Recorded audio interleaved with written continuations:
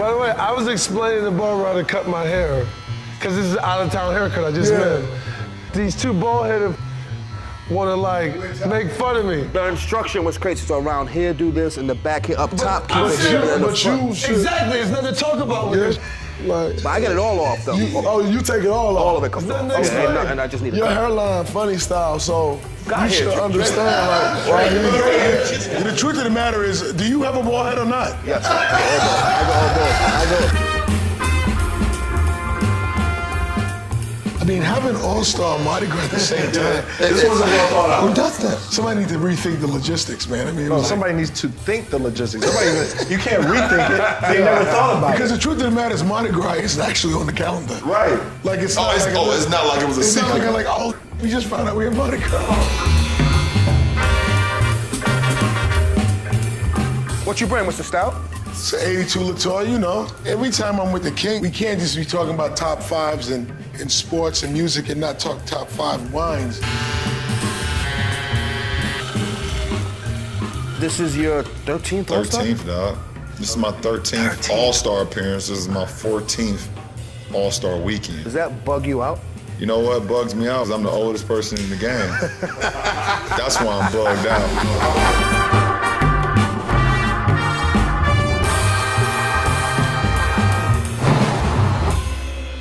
You guys have played in some of the greatest games of all time.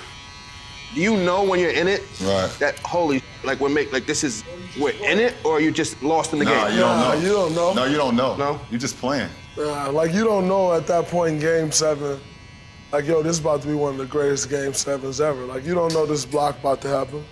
Like you don't know. You're just hooping. Yeah, you don't know Kyrie about to hit this shot after neither one of our teams have scored in 4 minutes and 32 seconds. You don't know that. Do you even realize nobody scored in 4 minutes? No. Nah. No. You have no idea. You just hooping. Just playing. You just hooping. All you saying is like, I don't want this man in front of me to score. That's all you thinking. That's it. Are you tired at that point? Fourth quarter, 3 minutes. Are you tired? Like, are you? I mean, you ain't gonna ask for a sub, but does that even factor in? You tired, but that's the last thing you telling yourself though is I'm tired. You tired, but the real ain't gonna never tell themselves they tired. Mm-hmm. You tired now. And you might even bend over and hold your knees, but you would never in your mind let it creep into your mind like, yo, I'm tired. Mm-hmm. You ain't gonna let yourself do it. Bro, when you went down, was your wrist, were you hurt? When he went down when? When he went down in the game, when he went for the, oh, this year. No, in the finals. In the last 4 minutes, LeBron went to the hoop. I don't even remember that. Yeah, the last play, when I went to the free throw line. Who fouled you? Oh. It was you? That game was a blur, man. Straight up. And I remember, like, every play of every game. That game was a blur. But that shows you y'all in it. Y'all not thinking about anything. Like that game was a blur. I want to say, when I went to the Olympics, and you got a lot of Olympic coverage this year, FYI. Yeah. I'm not sure if you really know that. It felt like you was the swimming team, the volleyball team. You was like you was on every team but the basketball team. And watching the final for the gold game, it was actually the first time in my life that the Star Spangled Banner actually meant a lot to me. Mm-hmm. And I got fired up. Mm-hmm. Man, I got fired up.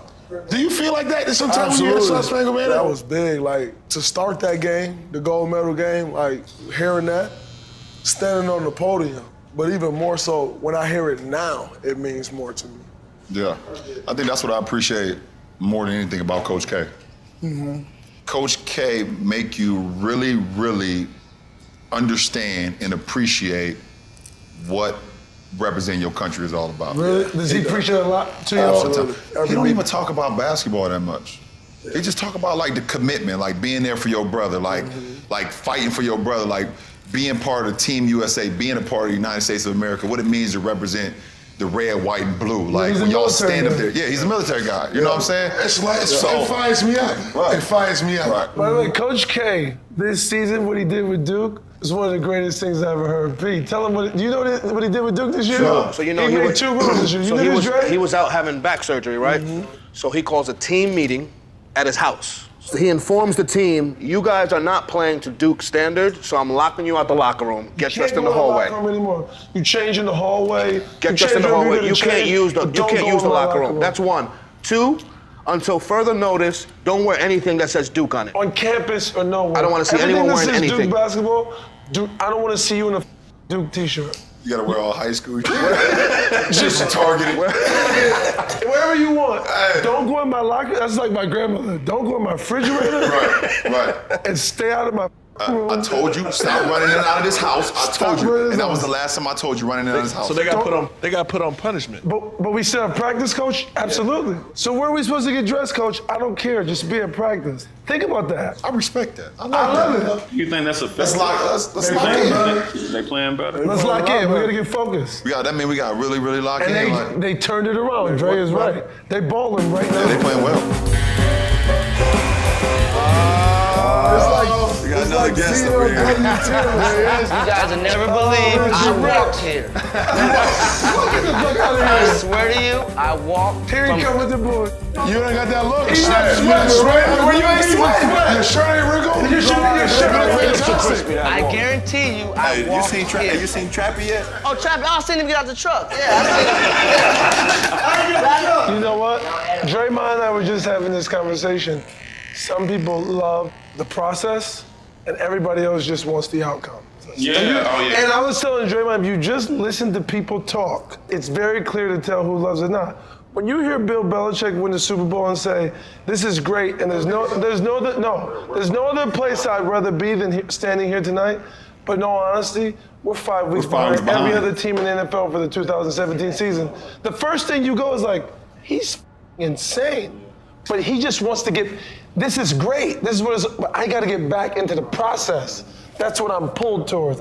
When you hear Tom Brady say, "I'm definitely playing into my mid-40s," I now have all the answers to the test. Why would I stop taking it now? You can't show me a defense that you're like, oh yeah, he's crazy. Said, man. He's crazy. I want to ask you, fam, because I went to half of those games. How did you know, like, while we having this conversation, was it some kind of inclination that you just knew that you were going to come back from 3-1? Did you know this? Like, did y'all have a real sit down, just a team meeting? Did y'all? Because it could be some things that make like a real momentum shift. It was just, it wasn't like, it's all about belief in yourself, man. And all of us, and whatever we do, it was just like, until the casket drop. Like, until the casket drop, man, for me. And it's like, I mean, as great as you know their team is, and still today, it's just like you can't lose belief in yourself. Like you're there for a reason. Like, we're all here for a reason. Like, you know what I'm saying? There's no cakewalk to get to that position. Like, you just gotta like, and I don't know, dog. You just gotta the better. That's actually drilling down on it. The broader question is actually, did you really think y'all could win a championship or even compete for one when you left Miami and went back to Cleveland? Coming back from 3-1 is great, but did you really believe Cleveland could be great again? But no, that's it. Me looking at how things started, first of all, I always felt like Kyrie was a dog. He just didn't have anyone to play with, and then when he got around somebody that had wisdom and some kind of like structure, I felt like his game was going to turn around anyway. You got a lot of players that I see that basically are playing because they love the game, but they know they're not going to win, so it's still like a little piece of their game that we haven't seen yet because it hasn't been opened up yet. You know what I'm saying? Like, if you put certain players on teams where they can actually compete, you will see stuff that we already knew Kyrie was dope, but when he got around, bro, he was able to open up a little bit. That's the hardest thing. But there's no guarantee that happens, Chainz. That's the hardest thing. That's the hardest thing in our league to kind of like Judge a player. Yeah, you never know what's gonna happen, exactly. Yeah, and we fall into it a lot because you be like, I don't want him. He's in 7 years, he's never played in one playoff game. I don't really want him. Like, and I'll say that, or I'll be like, I don't really know what he would do for it. Like, I don't like his attitude. But it's like, you never know because a change of scenery and a change of, it could change a whole lot, like, for a guy, you know what I'm saying? Let me give you the other side of that. In business, you say, Dre? Hold on. In business, you look at people's resumes, and nothing in their resume. You see Google, you see this place, you see that place, you see whatever industry you're in. You're looking at skill sets, but nothing in their resume talks about work ethic. And everybody gets credit for that they didn't do. We all do. Right? That's part of the thing. You were part of a team, you're part of a thing. So what role did you play in actually driving the outcome versus being a teammate of the outcome.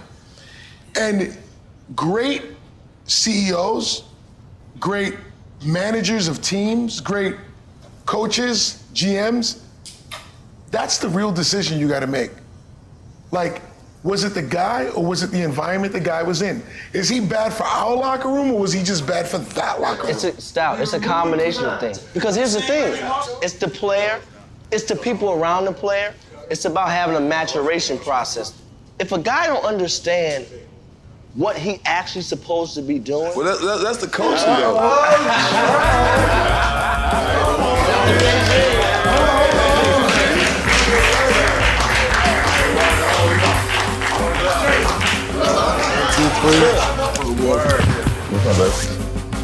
What's up, Chainz? Sorry about that loss, man. Man. Oh, we love you. Your shoes are a little too tight, baby. What?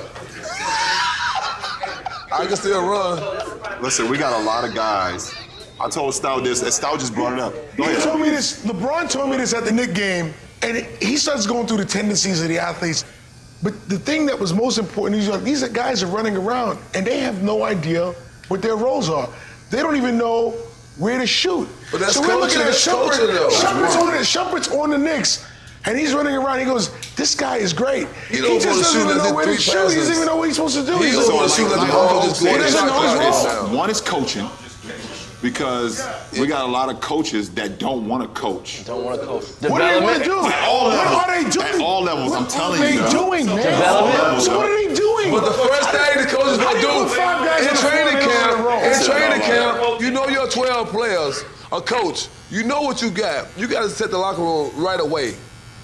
Right away. You do this, you're an energy player, you know your role, you come in, you shoot threes, you're a ball mover, you're a defender. So when you get that chemistry down, you go out and practice. You got to practice. They just can't talk it. And either from the coach or from the commander of the team. The leader of the team. The leader of the team got to nip that in the butt as soon as they see something. Like, if it's a player on your team that shouldn't be dribbling, or if it's a player on the team that shouldn't be shooting threes, or it's a player on the team that's doing something he shouldn't be doing, either the coaches got to address it or the leader of the team got to address it, because now it unravels the whole. Because at the end of the day, sports, business, everything, we just want to win.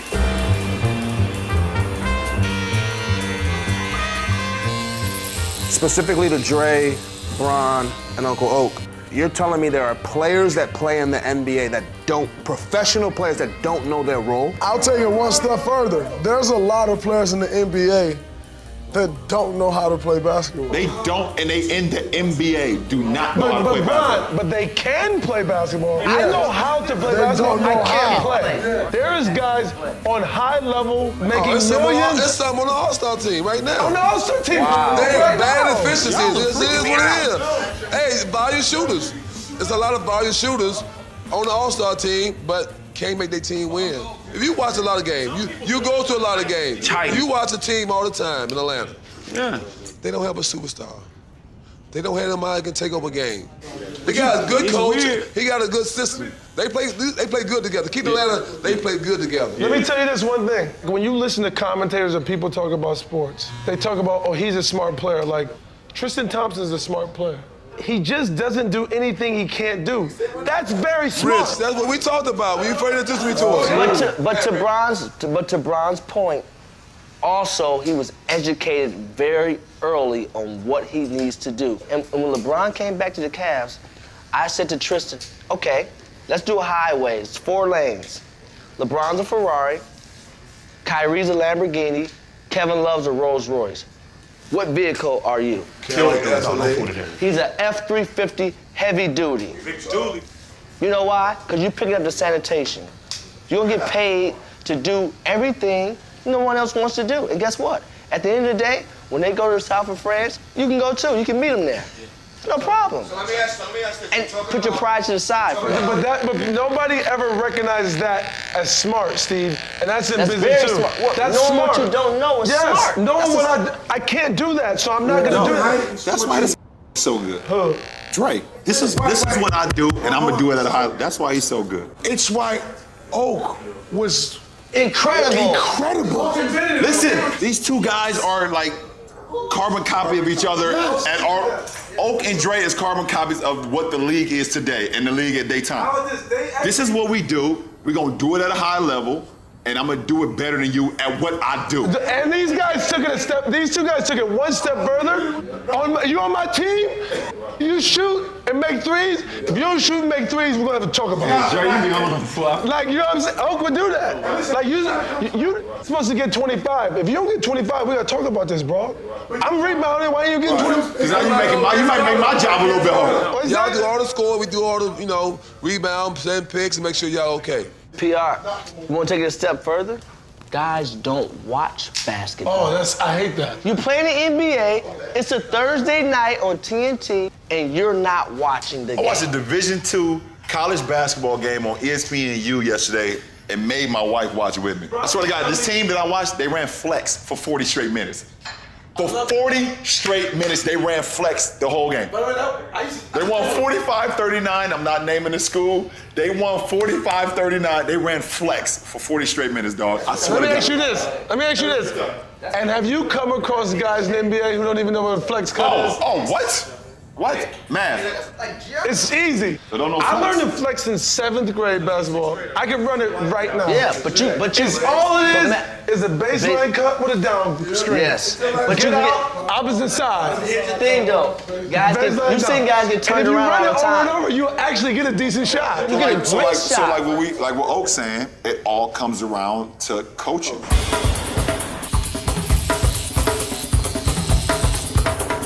Perfect timing. Yes! Perfect timing. Jesse walks in. Yeah. Jesse, what's good?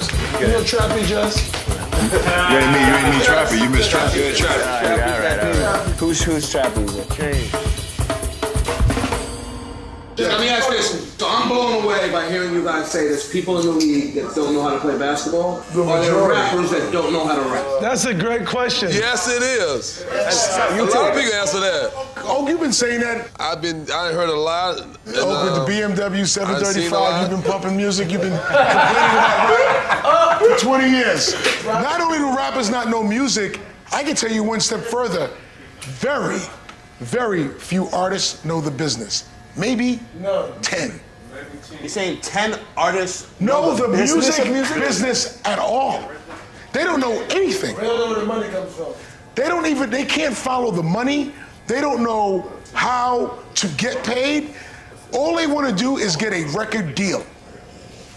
And it's the beginning and the end of their career. But that's the dream, though, Stout. You know that, been in the game so long, the dream is to get signed. Like, I try to preach that, signing yourself to somebody, you basically, setting yourself up for enslavement or whatever it is. So I try to preach independence. But coming up, when you see 50 get a deal, when you see Hope, when you see whoever get their deal, Cashman, whatever, it's like that sets yourself apart from everybody else that's doing the same thing in your community. And the big thing that we all strive for as black men, I know this sounds crazy, is $1 million. That's it. Fam, that's it. We talked about that. $1 million. And then we all know in this room that once we get $1 million, it kind of starts going downhill. But it's like a hill. But that's the goal that we have as black men coming from where all of us has come from. Even when we looked at, I looked up the hustlers coming up. I didn't want to be nothing else but a hustler when I came up. To the point I was so messed up mentally, I almost used to want a stomach because that symbolized money in my neighborhood when you had a necklace that was hanging over here. Yeah, that's unbelievable. When you was fat and had everybody around me had. By the way, this thing goes on and on. In the music business, it's devastating what they do. These guys are in no man's land at the age of 18. They get signed, somebody gives them some money, and they own their name for 20 years or longer. So when you see Prince, when he wrote Slave on the side of his face, he wasn't crazy. He was just way ahead of his time. He knew what was going on. Chance the Rapper is nothing but a manifestation of what Prince was talking about in 1996. There's gonna be a revolution in the music business. There's gonna be a huge revolution in the music business. Who's gonna get credit with starting it? Chance? Does he get the credit? The credit in changing it, Luke Skywalker did it. He never got the credit for Master it. P? Master P did it. Master P did he it. never got the credit for it. Cash Money? Cash Money did it. They didn't get the credit for it. whoever operationalizes it, so it's not a one-off, so it's not one thing and then done. Chance is just chance and then done. It needs to happen for 100 people. Yes. And whoever can operationalize it? No. No. He had the team sign a depth chart. As soon as Jay and Dame, they did their thing, but then they got a record deal. Because that's the dream, Stout. You don't rap. I'm not. That's the dream. I'm not disrespecting and even the if you record get deal. the deal and erase it and don't do it and say F everybody next week, it's just that I got a deal. Chainz, I'm not disrespecting record deal. I know it's not disrespect. I'm just saying I'm that's just saying, I know that's the dream. But if the dream is to really make money, that's not the route. That's not the route. But you gotta understand, man, I remember, I could. Okay, so once again, I go back to the player circle days. The reason I was solo with Disturbing the Peace is because Dollar was locked up.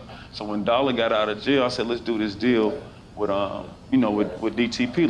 Let's be the first group or whatever. You know what I'm saying? And I remember back then, Shock and them, they were giving us $50,000 for our deals. So I wanted that, you know what I'm saying? And so he offered the group 75. And so I said, well, cool, I'll take 50, and Dollar, you get 25. And he was like, nah, we gotta split this in half. And I was like, I worked too hard for 37, whatever the f it was, you know what I'm saying? and then, Dollar says, man, we just need to get in the door, get our foot in the door.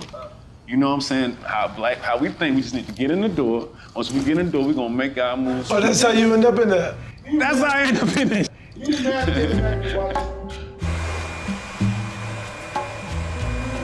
You're the only artist in the shop right now, right? Am I music artist? What's the first emotion or what's that feeling when you hear your name on wax, someone coming at you? What's that thought process? You have to have heard someone come at you. Has somebody said your name on the track before? Honestly, if it's like anything that triggers us coming from where we come from, it's the need to feel like you can't disrespect me like that, you know what I'm saying? And I'm in a much mature place, kids and everything like that, so I want to play myself off the streets like, maybe somebody younger, but it's like that. It's the reason why he took his Twitter off his phone. It's the reason he don't look at social media during the playoff.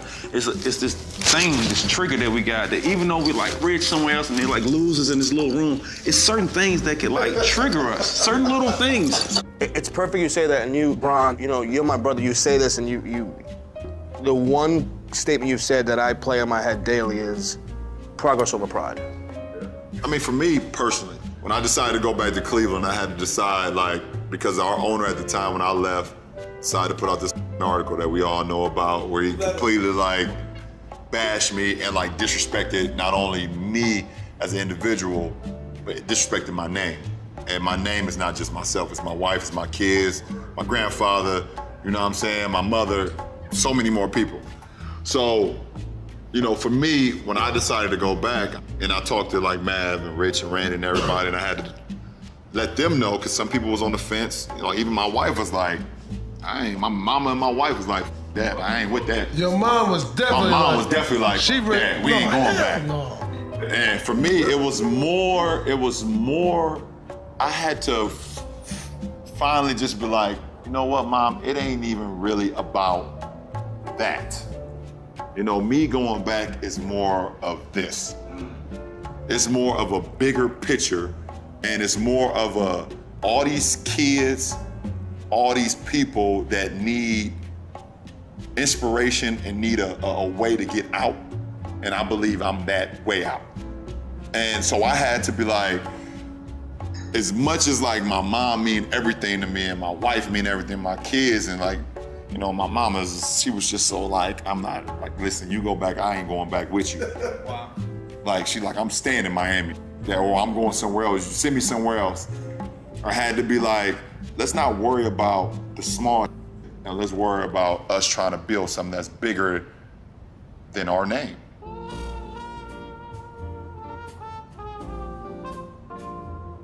I want to bring up this topic.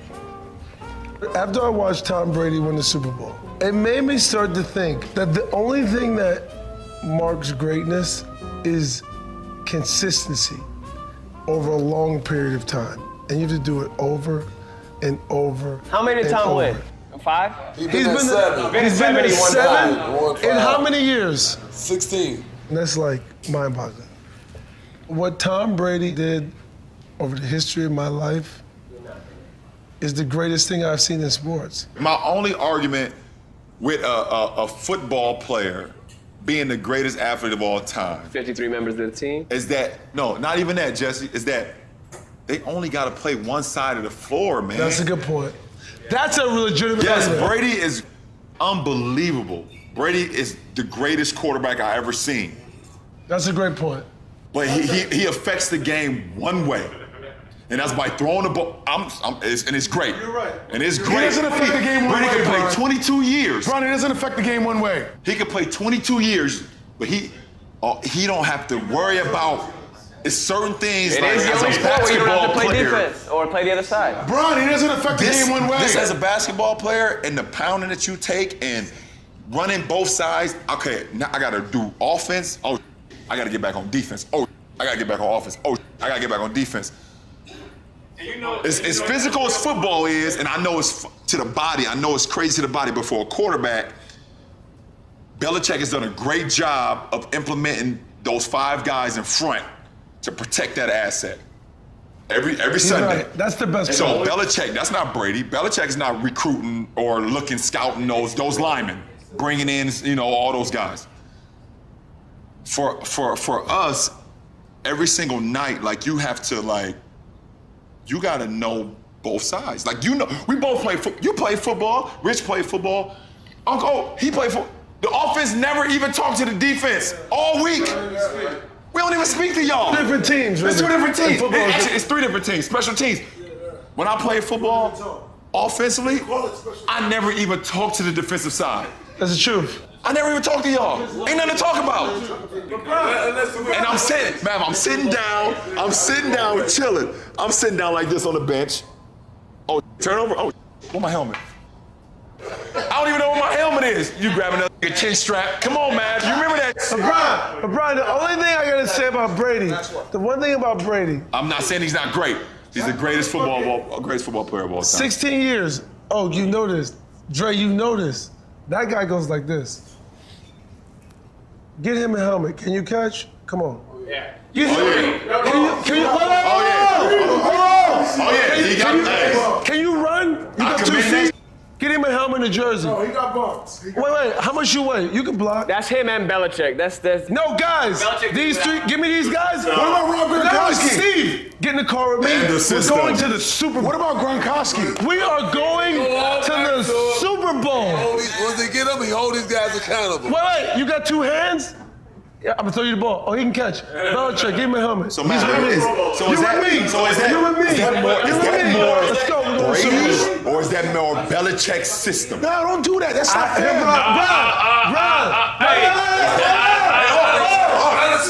That's more Belichick stance. Matt Castle did that too. And so did Jacoby Brissett or whatever his name is this year. And so did Garoppolo. Brian and Draymond, you know this.